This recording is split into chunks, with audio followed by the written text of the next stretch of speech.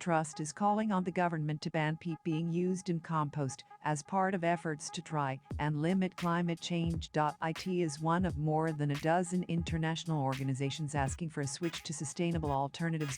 Peat bogs are a carbon sink, meaning they soak up carbon dioxide emissions that exacerbate global warming. The UK government has already said it intends to ban the sale of peat compost to the public in England by 2024.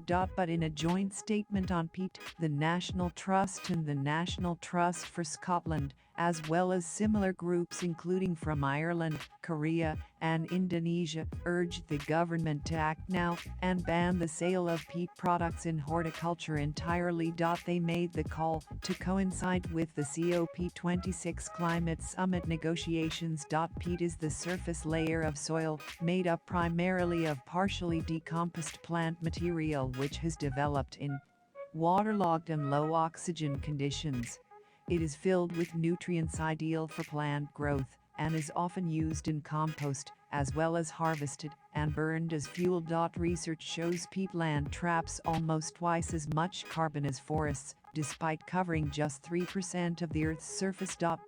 Peat bogs that have been drained, dug up for fuel or used in compost have the opposite effect and contributes to carbon emissions. The National Trust said healthy peatlands also help to control flooding and encourage vegetation that can provide homes for wildlife. The organization, which is one of the largest landowners in England, Wales and Northern Ireland, said it was taking action to eliminate the use of peat in its gardens and supply chains.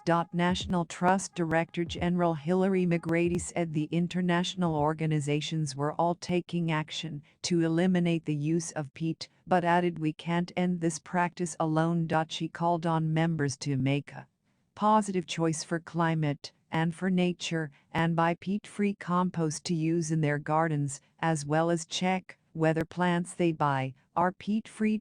Ms. McGrady said it is through this sort of collective effort that we can unite in the fight against climate change. We also need government to step up and play their part by bringing in legislation that bans the sale of products containing peat. Leading garden centres in the UK have been found to be failing to stop the sale of peat in compost, despite pressure from campaigners and government. Last year, countryside charity CPRE warned emissions from UK peatland could cancel out all carbon reductions made through new and existing forests.